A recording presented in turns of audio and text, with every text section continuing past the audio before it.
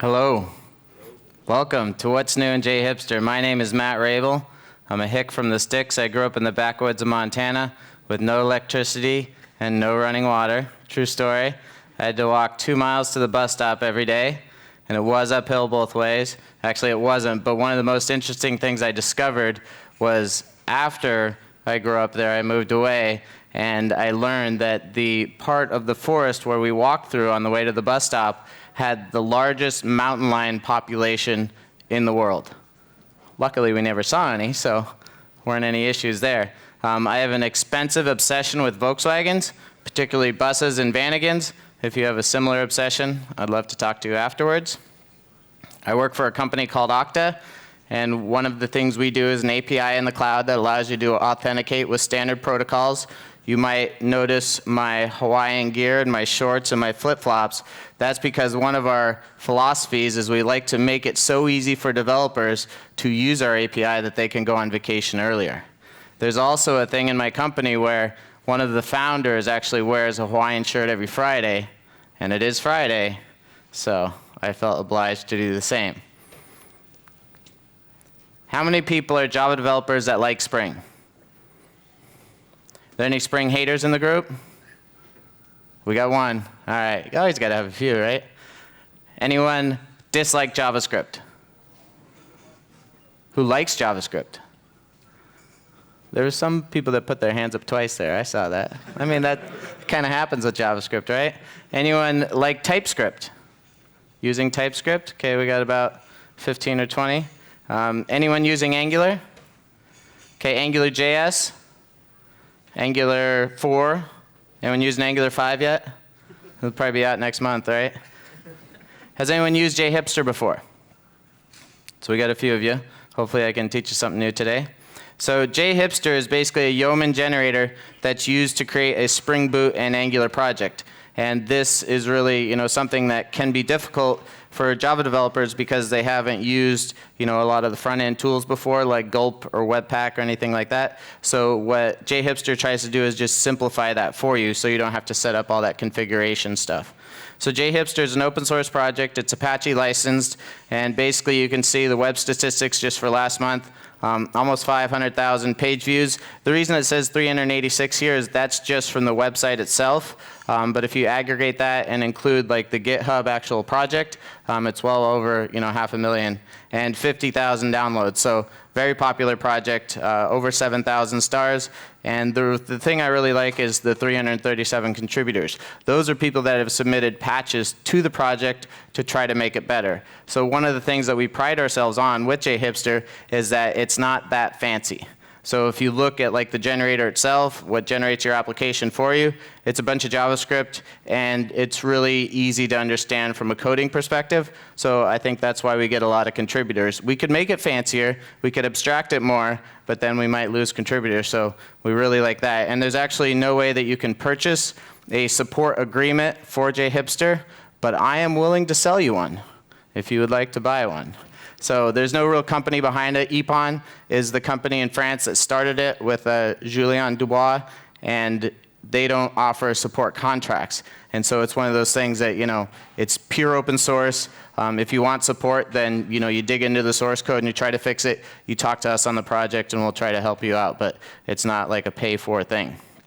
So you can see here, this is from NPM stats, just off the charts as far as downloads are concerned, and this was when JHipster 4 was released, and it's really spiked a lot since then. So JHipster 4 was released on February 2nd, and it was basically adding Angular support. Angular 2 it was called, now it's Angular 4. That's why it's supposed to be called just Angular, right? Because they're going to change the version numbers all the time. Chances are Angular 5 and 6 might be out this year. And it's one of those things that with Chrome, you don't know what version of Chrome you're using, right? They're up to like 58 now. Firefox is like 56, and so they've gone away from actually naming it, Angular 2 or Angular 4, which is kind of funny because we call JHipster 4, so we haven't gone away from that yet, but maybe someday. But since that release, since JHipster 4 was released in February, there's been 20 releases since then. So we do a lot of releases. It's currently at 4.5.4, and we just added PWA support for progressive web apps earlier this month. So basically, how to use JHipster is you install yo or yeoman, which I think is one of the best names for any like npm command, because you just say yo, generate me a project. All right, you can kind of talk to your computer. I mean, that would be a cool demo if I used like Siri on my Mac and did it that way, right? But I didn't take the time to do that, unfortunately. And then it's called generator JHipster is the name of the actual npm module. And then you'll create a directory and cd into it. So if you're familiar with Java and using like Maven archetypes and creating projects that way, usually you expect it to generate the directory and the project for you. This is very different. You have to create the directory and then do it in it. So this is the first mistake most people make is they're in their home directory and they generate an application and then it generates everything in that directory and it's got all these dot files and everything like that. So you're like, oh God.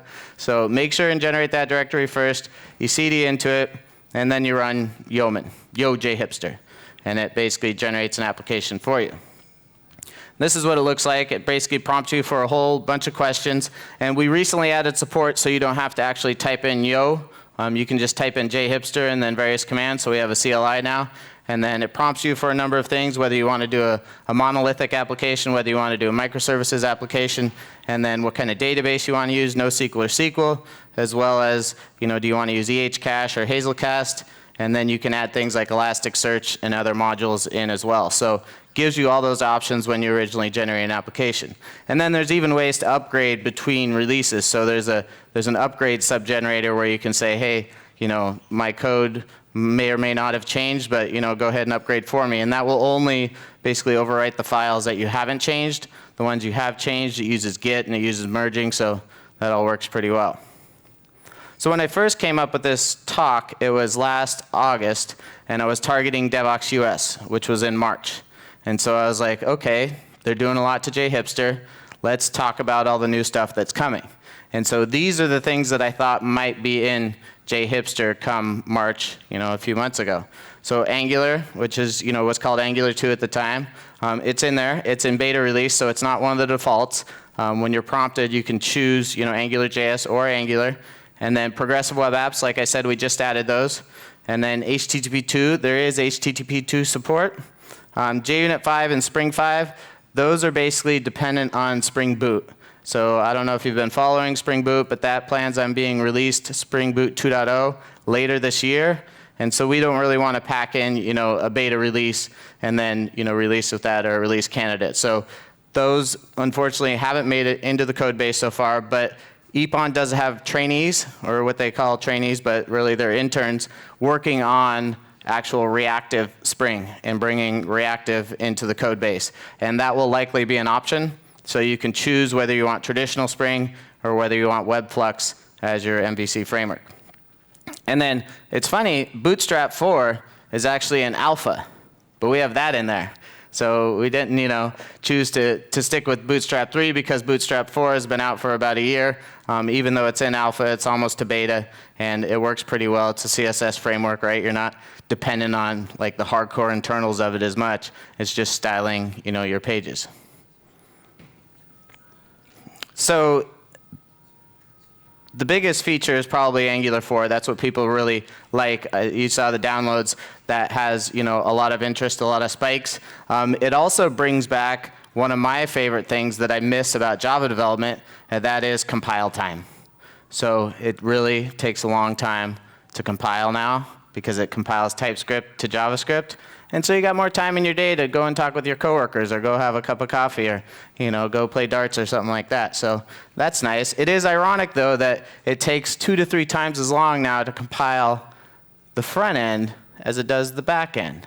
A lot of that has to do with the fact, though, that the back end has been abstracted enough that it's just a few lines of code to do CRUD in Spring Boot now, with Spring Data and JPA and all that.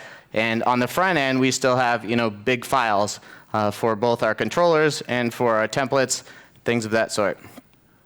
So HTTP2, the key differences between HTTP2 and HTTP1 are it's binary instead of textual. So it opens up a stream. It's fully multiplexed instead of ordered and blocking. And you can use one connection and pass multiple things through. Uses header compression, so more and more we're stuffing things into our headers. And so you can now gzip those and compress them. And it also allows the servers to push content to the client.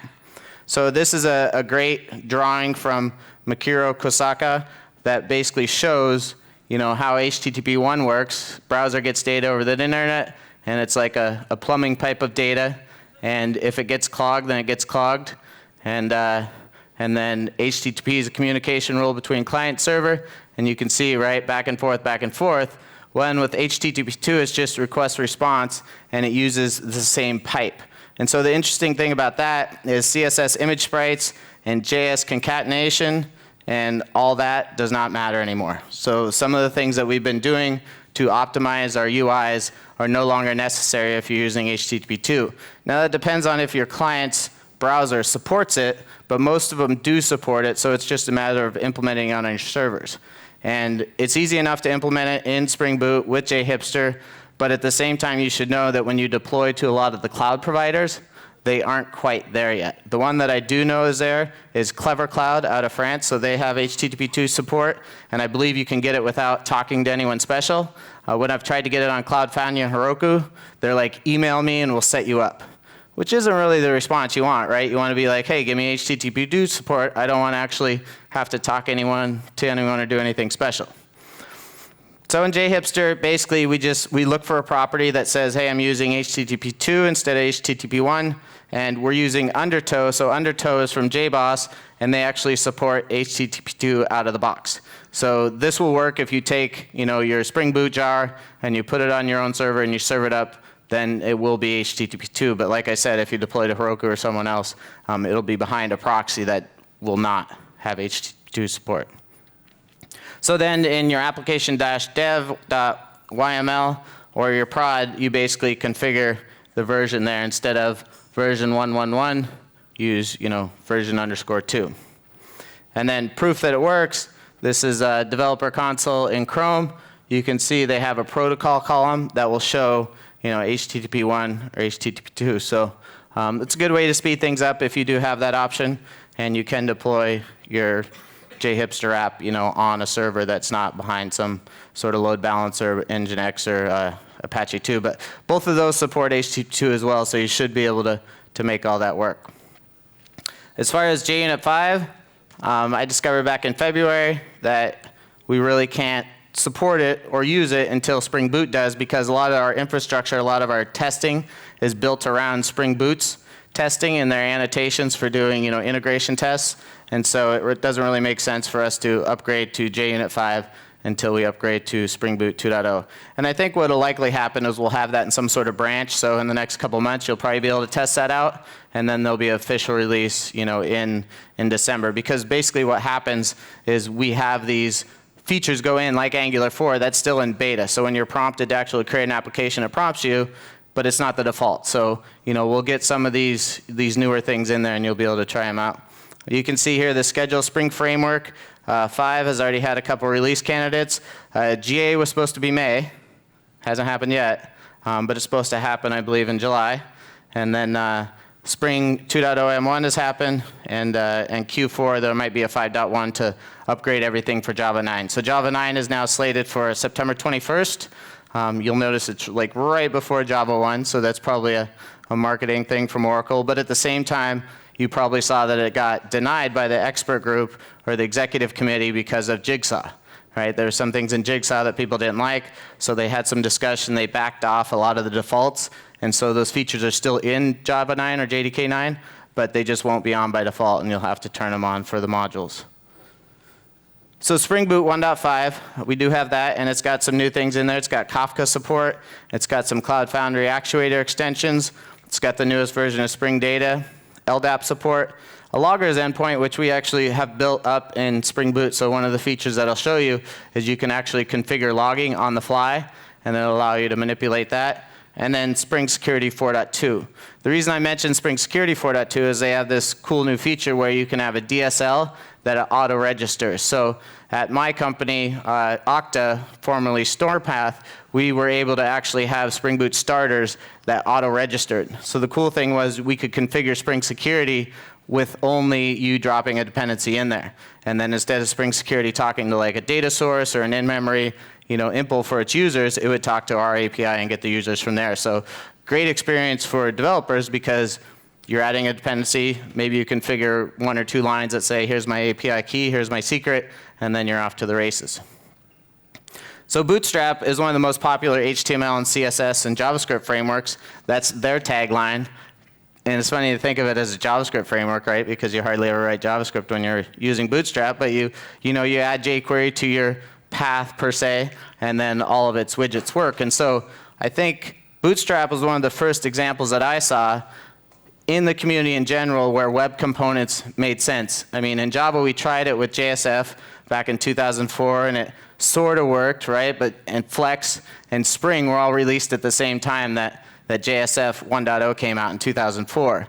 And so the web component thing in JSF was okay, but web components that you can use with any framework are what we really want as developers. And so Bootstrap kind of brought that to the table where it said, hey, you can just drop this HTML in, add these classes, and boom, it looks good. Basically, it really allows you to make your buttons look good. That was one of its first innovations, and people started making their submit buttons from being gray to being blue, and the project managers went, wow, that looks so much better, right? And so then all of a sudden everyone had the same looking site, but now they have themes, and it's still very popular 5 years later. It also has a grid layout that makes it very easy to lay out components in columns and stretch things as you like. If this doesn't work, I encourage you to still use a table every once in a while to just make things work right, Tables aren't so bad. If you're using your whole site in a table, that can be ugly, but if you just need to align some things, it's usually not too bad. And as far as the syntax for doing columns and rows and everything with Bootstrap, it can be a little confusing at first if you haven't done it, but once you take an hour or two to play with it and learn it, it's pretty much in your brain after that, and it's like riding a bike. You just know how to do it. So it ships with a number of build tools, Maven or Gradle. So if you want to be super hip, you'll use Gradle. But Maven has colors now. So that's pretty cool. Maven 3.5. How long did that take? And AngularJS, if you use an AngularJS, the default, you'll use Gulp. We used to have Grunt support, but Gulp kind of overtook Grunt and became a lot more popular, so we use that now. And Webpack. We use Webpack for the Angular version. And then for the web dependencies, if you do an AngularJS, it uses Bower to download the internet, and Angular uses an NPM or Yarn. And so one of the funnest things to do is to actually start a new project and look at the lines of code. So there's a tool called CLOC, Count Lines of Code, on SourceForge. You can get it, you can install it, and run it before you run npm install. And you'll see that maybe you have about 10,000 lines of code from a brand new JHipster project. And then run npm install, and you'll see that you have 1.5 million lines of code. So that's node modules. That's everything that gets downloaded from npm and installs it in your directory. And there's all kind of languages in there and stuff like that. So don't check in your node modules. That's the biggest mistake you can make. But it also takes a while. So when you start building a new project and you do npm install, it doesn't just download the internet like Maven does. It downloads the internet and all its friends and says, yay, let's have a party. That's why you end up with 1.5 million lines of code. So Webpack basically provides the magic around taking TypeScript and taking Sass and things like that and turning them into CSS and JavaScript. It also does module splitting and lazy loading and has really helped all of these new frameworks become more optimized for the web. Some cool features, there's a Webpack bundle analyzer that'll tell you how big your different bundles are, your vendor bundle versus your app bundle, and allow you to split those up a little more and visualize what it looks like. There's also a dashboard that'll actually pop up the errors like in your console instead of on your actual command line. We don't use these in JHipster now, but you could easily add them to your build. And so now what I like to do is actually do a quick demo to show you JHipster 4. And if I forget to mirror or unmirror my screen, please let me know, because that does happen. And then I'm talking away and you're like, what's he talking about?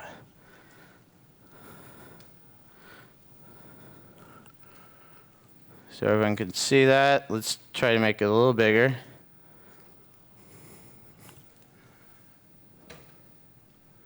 Scaled to 720. Okay. Now my mouse is gone. Where'd it go? There it is. Whew. So basically what I did before this is I generated an application. The reason I did that is this can take a while, but I do want to show you what it looks like just to show you all the choices. So you can see here the date was about an hour ago, right, 10:41. And I CD'd into a blog directory and I ran JHipster. And then I answered all these questions, which I'll do again. And then it generates all this. So this goes, and it took 8 minutes and 14 seconds. So that could have possibly been the worst demo you'd ever seen, right? Where I was like, hey, it's generating an app. Just wait. So that's why I did it before this. So now I'll go and show you what it looks like. If we go into, I can make a directory temp, cd into there, and then make blog, cd into there, and then just type JHipster. And so I already installed everything that I would need for a JHipster with NPM and Node and Java and Maven or Gradle. So I'm just going to go through the same choices I made for this application. Monolithic application, the base name is blog. Default Java package name, it knows what I chose before, org.jhipster.blog. And our new option is to use the JHipster registry, so you can actually have that to monitor your application. And what we're trying to do there is take some of the admin functionality out of the actual generated application and put it in the registry. And what that allows us to do is make more clients. So if we do a React client or we do a Vue.js client or something like that, we don't have to recreate all the admin screens. We're kind of pushing that into the JHipster registry, which is basically a Eureka server from Spring Cloud that manages the registration of the application. I'm just going to say no here. It gives you different types of authentication you can use: JWT, regular HTTP session authentication, or OAuth 2. I'm going to do JWTs. Unlike GWT, which was nicknamed GWT, JWT is actually pronounced JOT. So if you ever hear the term JOT, J-O-T, that's in the spec for JWTs. Type of database, I'm going to do SQL. I'll just choose MySQL. And then H2 with disk-based persistence, which is nice because now when you reboot your app, it doesn't lose all the data. If you do an MV unclean or you clean your target directory, it will delete it, but it does persist it. Choose EH cache. And then would you like to use Maven or Gradle? I'll go with Maven because I like the colored logging. And then what other technologies? You can use social logging. You can do or social login. Search engine with Elasticsearch, which I typically recommend, but because it does add another server to the mix, I'm not going to do it on this particular one. You can also use WebSockets or asynchronous messages with Apache Kafka. And then which framework would you like to use for the client? I'll choose Angular 4. libsass for CSS. I do like Sass. Internationalization, yes. Choose English. And then Polish. And then for unit testing, you can use Gatling, Cucumber, or Protractor. I'll just choose Gatling and Protractor. And then it prompts you if you'd like to install other generators. So we have a whole module marketplace that you can use to install other features. One of the things that I'm personally working on is one for Okta. I created one for Stormpath, which allows you to basically, instead of talking to a local user store, you talk to a user store in the cloud. So we don't have that yet, but there's other ones in there. There was one for material design and basically ways of configuring things. So it's nice that there's an API for that. So choose no, and then it basically goes and starts doing everything. But I already did that, so you don't need to wait 8 minutes and watch that happen. So in this one, we can actually do MVN to start things up. And one of the changes between JHipster 3 and JHipster 4 that confuses a lot of people is that if you make any changes in the client, you're making them in TypeScript code. And it's not going to pick that up. Before with AngularJS and JHipster 3, you would make a change in the JavaScript, and all the build process really did was put files in the right place. So if you're running in memory, like using Maven Spring Boot Run, it's going to pick up those files and there's not a problem. Well, with JHipster 4, you still need to compile. So what generally we recommend is that when you do this, you also do yarn start. And that basically spins up a Webpack dev server. And so any changes you make on the client will be reflected right away, and it'll refresh your browser using browser sync. So basically, we can hit localhost 8080. I'll hide this guy. And you can see, an application that you can log into. And then it starts up, another tab for that 9000. So there's two different tabs. And basically what's going to happen to you if you're new to JHipster, you'll do the 80/80 thing, and if it hasn't actually compiled your UI or done anything like that, you'll get the worst experience ever, which brings me back to the struts days where it's like blank screen and no information. You're like, what? So make sure and run yarn start, because then that gives you the refresh and the compiling. So there's no entities under here yet. We can look at administration. It's got user management.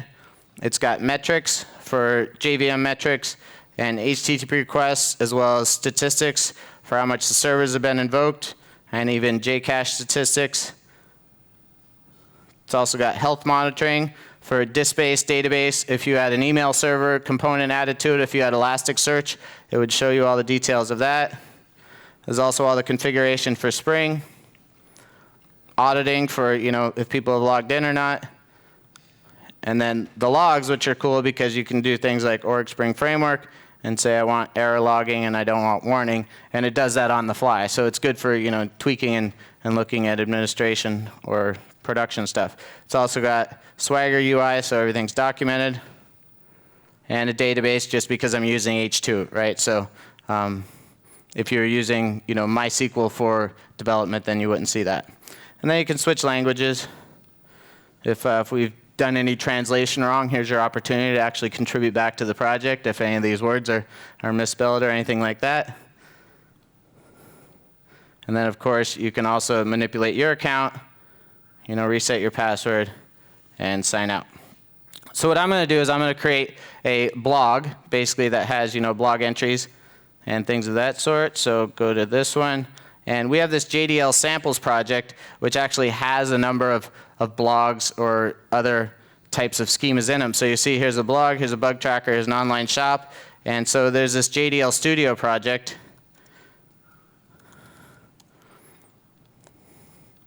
that basically allows you to have a UI and to manipulate, and download your schema. So you can see here, this is our own domain language, so that's how we know we're a real project, is we have a JHipster domain language, and you can define entities, and then you'll define the fields in those. So we have a name and a handle in our blog, and our entry we have title, content, and date, and then tags, and then we have relationships, many to one for blog to a user, as well as entry to a blog, and then many to many for entries to tags. So you can see what it looks like on the right here. Make that look a little bigger. And it draws all that for you. So that's kind of fun. I could just do that all day. But then you can download it, right? And it puts it on your hard drive in a JDL file. And then we can stop these. And we'll go ahead and do JHipster import JDL. And then point to that downloads file. And so it basically prompts you to overwrite the liquid base, because liquid base is what it uses to manage versions of the database and to add tables and add columns and create relationships. So you do want to overwrite that. And then it creates all that Java and JavaScript for you. So you'll notice, I think it's awesome that, for the Java, we don't have a whole lot, right? There's some XML, there's a few Java classes, and there's some XML classes. But then, TypeScript, holy cow, generates like thousands of lines of code. So it's nice that you don't have to do that, right? And it compiles it all. And now it's good to go. So we can do, start it up again.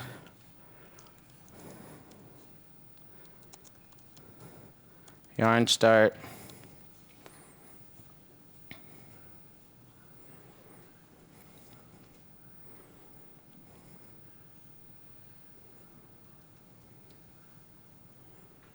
See, we got time. We can sword fight in the hallway and stuff while we're waiting for it to compile. So one of the things that I was going to do today was a deployment to the cloud, but that's also a painfully long experience, especially when you get to uploading Docker images and stuff like that. And the other thing to be aware of is when you do a prod build with a prod profile, it takes about 5 or 6 minutes on one of the fastest laptops on the market. So also a terrible demo. So I'll try to stay away from that. But you can see here once we log in that we do end up with, oh, I didn't mean to do that. Admin. And then we have our entities. Oh, this is where that yarn start comes in. So, is that one done yet? See, hasn't started up yet, still working on it. Okay, this one should have entities there. Whew. Yep.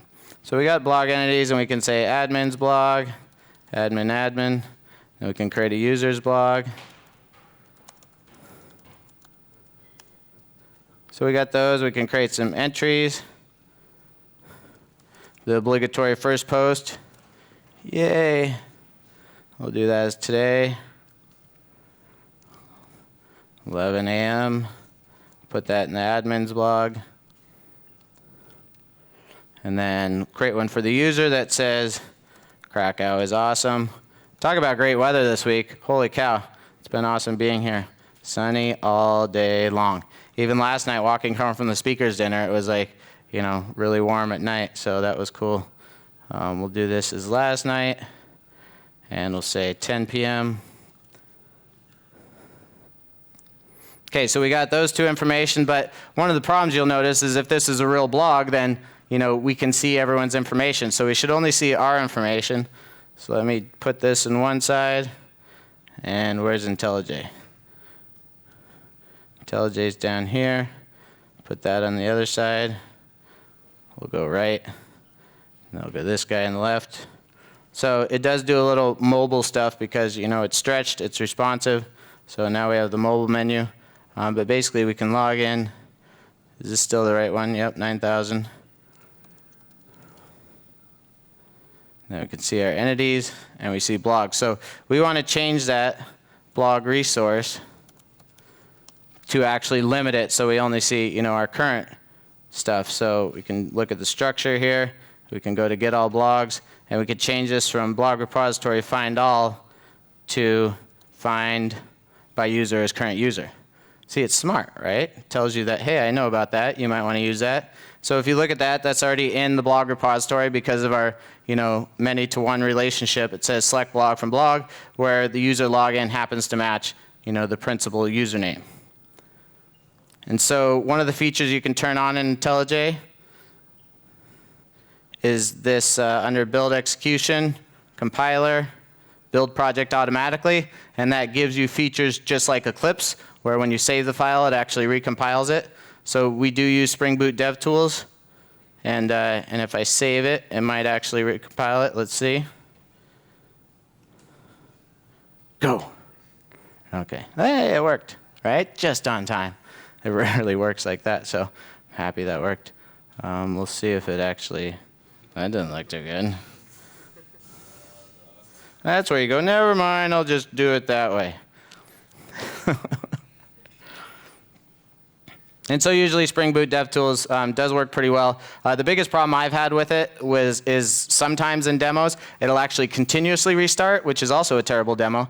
And so watch for that. Use it if you can. If you do have a larger project, I've heard of, you know, thousands of classes that we'll have a little struggle with. You can use Raible as an alternative to, you know, DevTools if you want. So it makes for a good demo if that works, because then, you know, you just see this one on the left, and you see IntelliJ on the right. Oh, it doesn't. It's still full screen here. Okay. So now we should be able to refresh this. And now we only see, you know, the current one. And if we logged out, then we'd only see the users. User. So, you know, that's working. And if we want to do the same thing for entries, entry resource.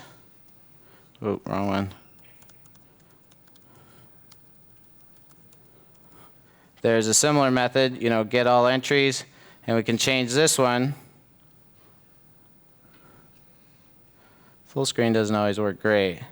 To find all, and instead find by blog user, login order by date descending. So that's one of the beauties of Spring Data JPA, was it will, you know, allow you to have methods like this in your repositories, and it creates the HQL that matches that. So it knows that, you know, find by the current user for this blog entry, and then order it by date descending.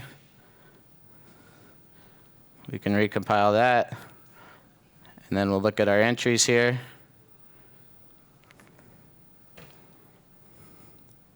And there aren't any. Terrible demo. Try it again. prompts us to log in. This time we'll do admin. Something's not up and running. We'll just assume the backend's going to cooperate sooner or later. Do we have that stack trace again? No, it's still starting up.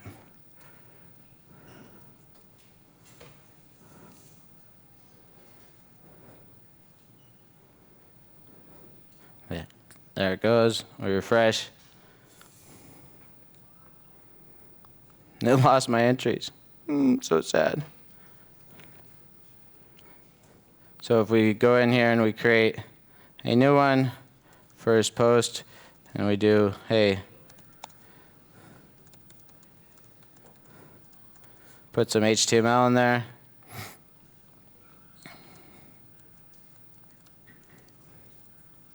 You'll see it's only limited to our blog, so we can't even select another one. I don't know why it's not showing there.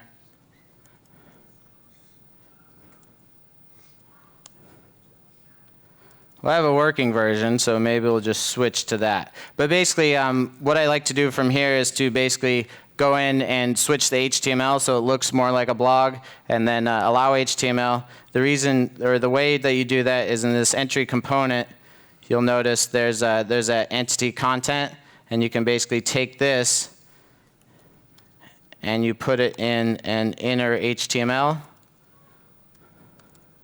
Like that, and then that allows you to have HTML in your content. So that's just one of the features of Angular. So I'm going to get out of this, and I want to show you another demo. Basically using this same setup,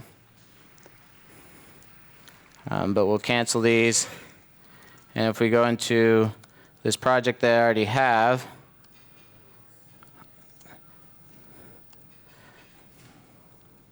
you can see here it's got a blog in it. It's also got a store. So this is an example of a microservices architecture with JHipster. The blog is similar to what we just created. The store is using a MongoDB database. And then there's directories here for Docker and Kubernetes. And how I created those is I created the Docker directory, and then I ran JHipster Docker compose. And it basically prompts you, says, hey, I'll generate some files in this directory. What would you like to generate? Prompts you for a monolithic or a microservice application. I say microservices, what directory are they in? Which applications do you want to deploy? Do you want to do clustered databases? It knows that MongoDB has that feature. I say no. It says, do you want to set up monitoring for your applications? I say yes with JHipster console, which is based on the Elk stack. And then a password for the registry. And it basically creates all those things for me. So now what I can do is I can run this docker compose up -d, and it creates all those containers that are needed. So for the blog, in production, I happen to choose Postgres for this one. So you can see that it builds it with a production profile for Postgres. The store has a MongoDB. It's got Logstash in there. It's got the app itself, and then the JHipster registry, which is, like I said, a Eureka server. And then the JHipster console, which allows monitoring of the application. And then it's got Elasticsearch for the blog as well. And so then up here in Docker, we can look at the Kitomatic application to see the status of all of these starting. And so if we look at the blog, you'll see that it knows not to start before everything else, right? If we look down at Postgres, which is in here somewhere, it's already started. If we look at MongoDB, it's started up. The store app's just starting because everything else finished starting. The JHipster registry. So we can look at the JHipster registry. That's at localhost 8761. And it basically registers the apps and then allows you to look at the configuration and the metrics for each different application. It doesn't aggregate them together, but it has different pages for it. So you can see that nothing's really started up yet, but now we got the store here and the blog's still going. The blog's still starting, so now if we go back here and look, we'll see it's getting close. And it's ready to go, so now we can click there. It puts it on localhost 8080, so then you can sign in, and you could add entries but it also has this product which is talking to a microservice. So the UI only exists on the gateway, and basically you can generate it. So you generate, just like we generated those entities before for the blog, you would generate a product entity on the microservice, and then you'll generate the UI on the gateway. And so then we could do something like bread is $2, and we save it, and you can tell it's talking to MongoDB because it's got that funky ID instead of a NoSQL or a MySQL ID. And then you can also look at other things like the JHipster console. You'll see it's on 5601. So it uses Kibana and the Elk stack, and you can look at dashboards, for instance. Open those up and look at like a JVM dashboard. Shows you the memory used by the different applications. The metrics, see how they're doing. I do like to run Gatling tests to show how this really looks, but that's one of those things that takes like 10 minutes to run. So again, that's kind of painful to sit through. So that's kind of neat.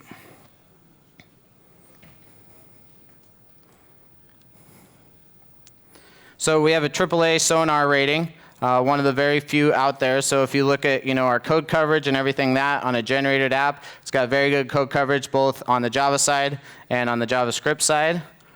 We've also started moving some of this functionality into core libraries. So my experience with AppViews that was similar to JHipster, 10 years ago, basically would generate all the code for you and put all the code in your app. And that's okay, but it leads to these longer build times and things like that. So we've started moving some of the stuff just minimally into a server-side library and an Angular library. So that should make it so eventually you'll have less code in your project, but it also means you lose control of everything, which can be a little painful. We are working on a React module, so that is shaping up. I do plan to start an Ionic module as well. So basically what that would allow you to do is generate a React front end or an Ionic front end. And you can see it's a little bit different from a look and feel perspective. Deepu, who's been working on it, he's one of the leads at JHipster. Put the menu on the left instead of the top. If you'd like to help on that, we're actually moving that code into the base JHipster repository, and so it probably won't be a choice in the admin or the generator just yet, but hopefully in the next couple months it will be. Our goal there is to demo that at Devoxx Belgium in November. So for continuous integration and deployment, there's also the JHipster CI/CD subgenerator, which allows you to generate a Jenkins pipeline for Travis CI or for GitLab CI or for Circle CI. So all that works pretty well, and it'll do the front end and the back end tests, run all those for you, and generate all the configuration for that. This is what the microservices architecture looks like. You'll see here's the gateway, and you can take a monolith and convert it to a gateway. So it's pretty easy. You just have to change a few properties. Instead of EHCast, use Hazelcast. You change the gateway type to, or the application type from monolith to a gateway, and then you basically generate the application again. And what JHipster does and what Yeoman does is it generates this .yo-rc.json file, and that's in your root directory, and that has the answers to all the questions. So you can manipulate those and regenerate your application, and it'll overwrite files and configuration to make it like you want it to. So one of the demos that I have that I'll give you a link to actually shows taking a monolith, converting it to a gateway, and then generating microservices. So generally that's what I recommend, is start with a monolith, and then if you feel the need for microservices, go ahead and do that later, because you can do that with JHipster. It is flexible. And so you'll see here, this is a JHipster console that does the logging and has Elasticsearch and Kibana in there. Microservices, one-to-many, however many you need for that. We also have a UAA server, user access or authentication and authorization, that's separate. Someone is working on Keycloak integration, which allows you to have a separate store of your users, and that's an application that you download and run locally. The reason I like that is it also gives you the ability, once we have Keycloak working, it's just OAuth 2, and you could work with Facebook, you could work with any OAuth 2 provider like Okta as well. And then over here we have the JHipster registry. If you don't want to use Eureka server, you can also use HashiCorp's console, so that's certainly an option as well. If you want to deploy to production, Josh Long's favorite place to be. You do Cloud Foundry, you can do Heroku, you can do Kubernetes, AWS, or AWS with BoxViews. So those are all supported, and there is subgenerators for those. So you just have to type JHipster Heroku or JHipster Kubernetes, and it generates all the files that you need to configure for that. I showed you the microservices with Docker demo. Basically, the monolith application that I have, I wrote that up as a tutorial. There's also a video accompanying it, so if you don't want to watch or read a long tutorial, you can watch a 12-minute video that shows JHipster 4 as a monolith. And then last week, I wrote a post, actually earlier this week, on microservices with JHipster, put that up on the Okta developer blog, and there's also a video accompanying that. And what I do there is I generate a blog, and I generate a store, and a microservices setup, and then I deploy it all to Google Cloud using Kubernetes. So that is well watched as a video, because if you do it like by hand, some of the things take like 20 minutes where you're like uploading Docker containers to Docker Hub and stuff like that. But in the video, I trimmed all the long parts out. So I think it's about 15 minutes, and it shows all the different ways to do that. There's also the JHipster Mini-Book, which I wrote for InfoQ, and it's a free download. You can buy it if you want to and have a hard copy, but you don't have to. Unfortunately, it was released right before JHipster 4 came out. So if you're using AngularJS, it's up to date. If you're not, sorry. I am working on the next version that has Angular 4 support, and hopefully I'll be done with that in July. But the problem is the editing process can take another month, so it might not be out till like August or September. But I did write a cool app for that which tracks my health.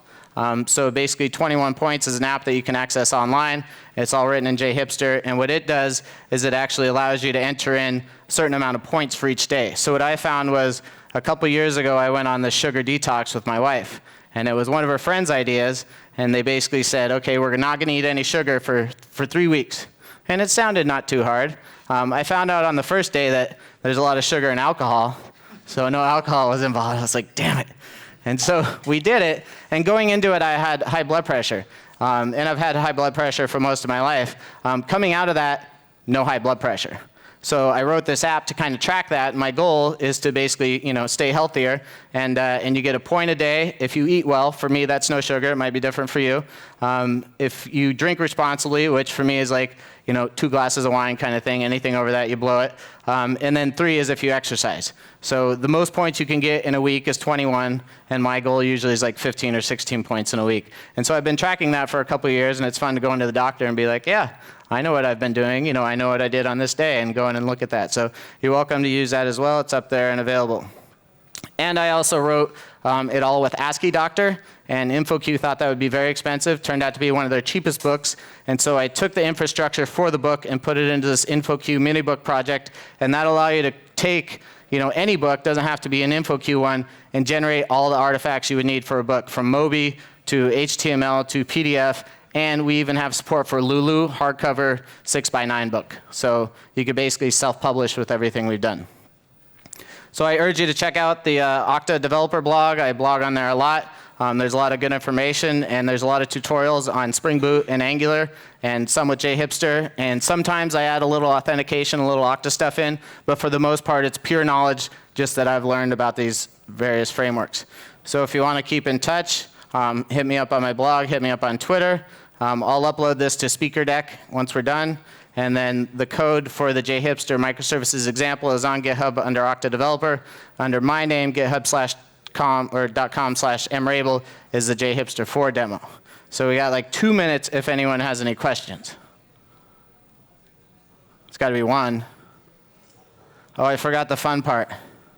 I was supposed to take my shirt off, but the demo was supposed to work, right?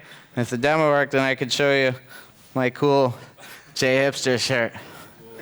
Right? So, anyone feel like vacation? Kind of, right? Well, thank you for coming. I appreciate it.